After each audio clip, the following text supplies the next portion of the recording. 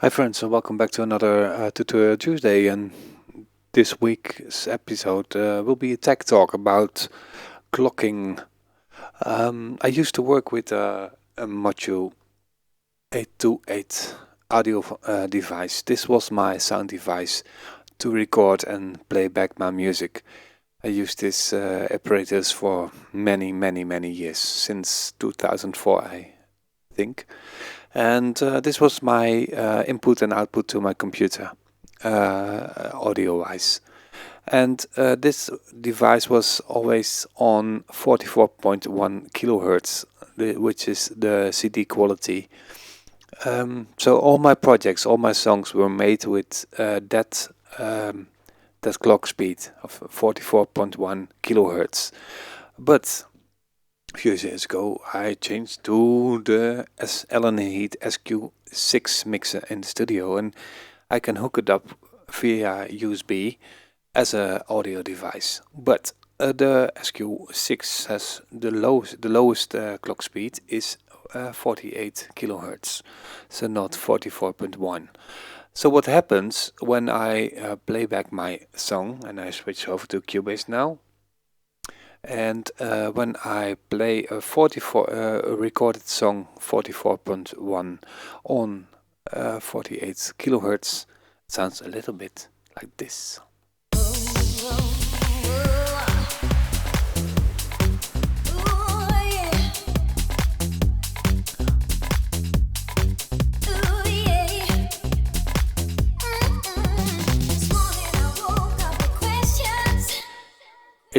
It's too fast. It's not too fast.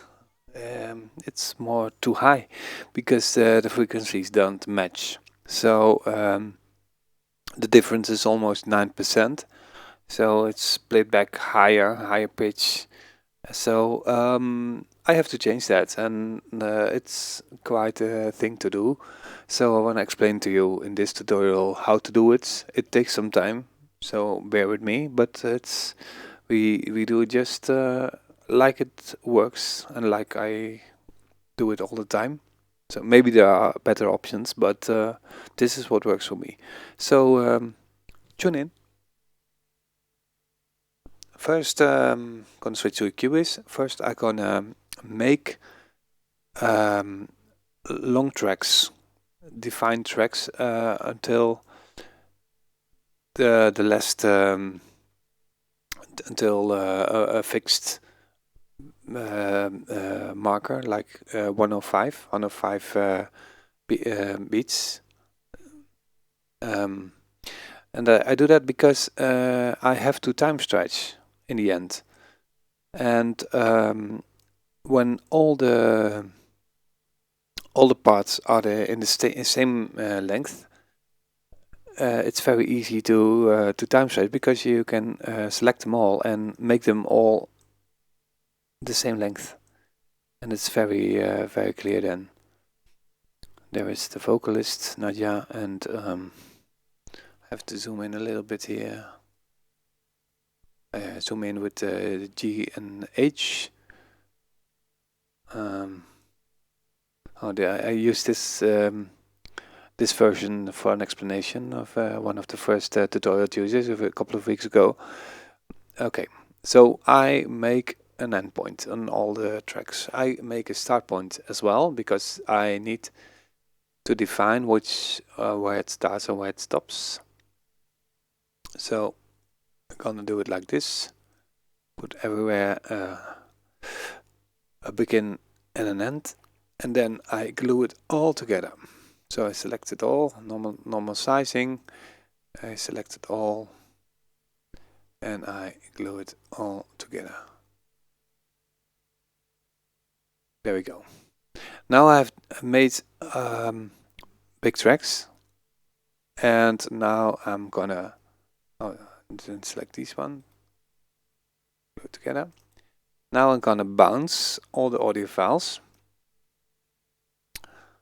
I do it the normal way. I have made a shortcut, but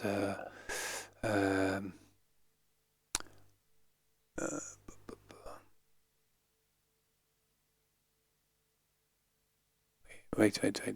Normally, Okay, I do it. I do it in the fast way, in the bounce. Just select B, replace all. There it goes. It will now make new audio files of the existing parts. It's now creating new images. It takes some time because it's rendering, but it's still all in 44.1 kilohertz. There's nothing changed yet. I'll let you hear in a second when this is finished. I think it's finished, so I'm gonna play it now. Still the same. Okay, we defined the whole song in 104 bars, so from 1 to 105. Now we're going to change in the project setup, we're going to change the frequency, because it says unsupported sample rate. Well, that's true, because the mixer works on 48 kilohertz. There we go. This is not enough, because now it asks for conversion. Yes, we want to convert, and we want to keep the source files, because otherwise the original files will be overwritten. There it goes. And it takes some time, because it has Cubase has to render all the files one by one and make a new one of it in the new frequency. I can show you in a second how you can do this also manually per track.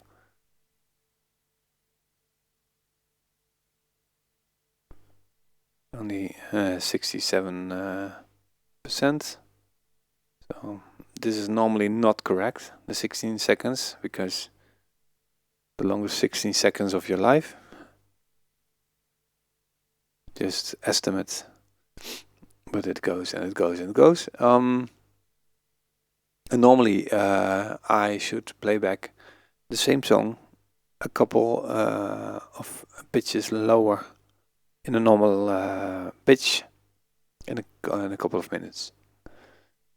Almost there, 90%, almost 90%, 91%. Come on. Yes, I want to keep them on the sample positions. I already pressed yes. I guess it's doing something now. It's running.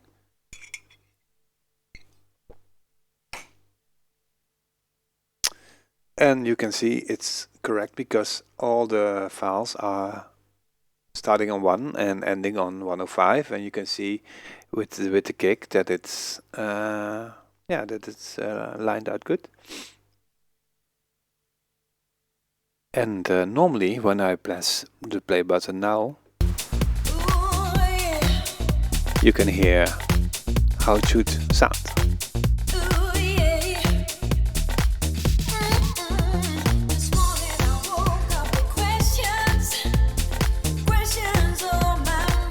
But you can see that some MIDI files are not correct, so I have to change that manually. I use the time starts function, just pick it up and move it where it should be. Same goes for the piano. The problem is that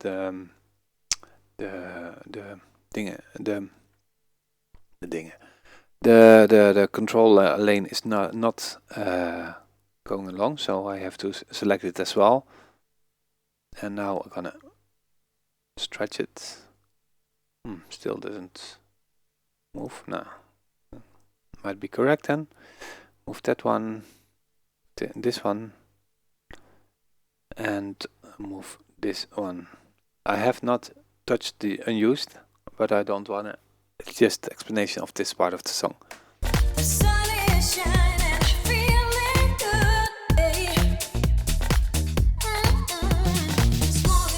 Much better. Well, that's the idea. But you can do this manually as well. Now it was a standard function. When you change the clock, you see that Cubase asks for a conversion and to keep the samples on the right spot. Sometimes it goes wrong, and then you have to do it manually. I show you in a second. When you select one of the tracks, you go to the audio, you go to the process, you go to the resample, and there you define your sample rate. Yeah, now it's already on 48 kilohertz, but it was 44. And then you define the new one. Now you see the difference, apply, and it goes. And then you probably have to time stretch it to make it fit in the song structure as it was. Why should you do this? Because the MIDI files, the MIDI, like the piano, is not changed. When I change the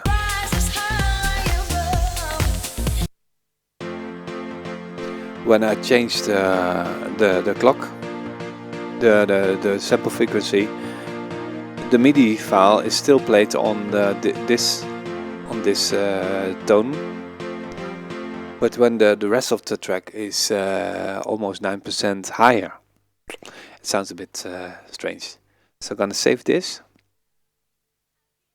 and then open it again.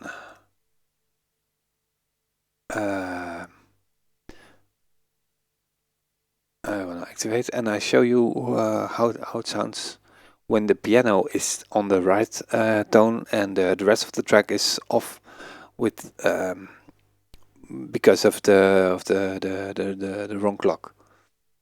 It takes some time to load, so bear with me. Yeah, I know that there's several plugins not functioning. Okay, there it is. When I check the piano should be the normal.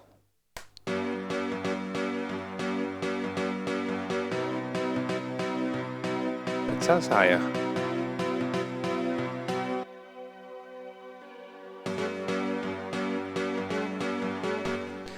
Maybe, oh wait, sorry, I made a mistake. I have to change this one.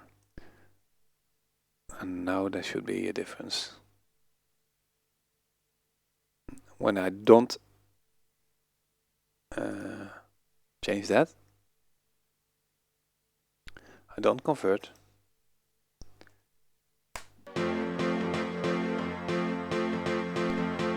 This is the normal height, normal tone.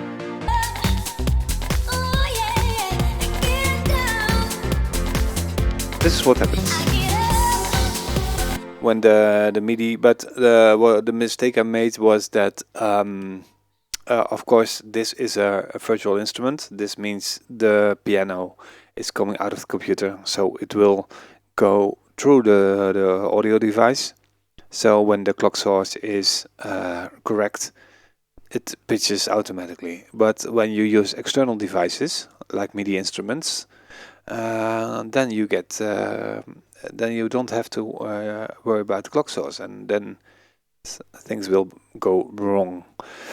Well, I hope this was a bit clear, and if you have any questions, feel free to ask them in the direct message or something else. You can reach me also on my website, or I'm all over social media. So if you have any questions or want some help, or have a good idea for a new tutorial Tuesday, feel free to ask me, and I will probably make a new tutorial about that subject then.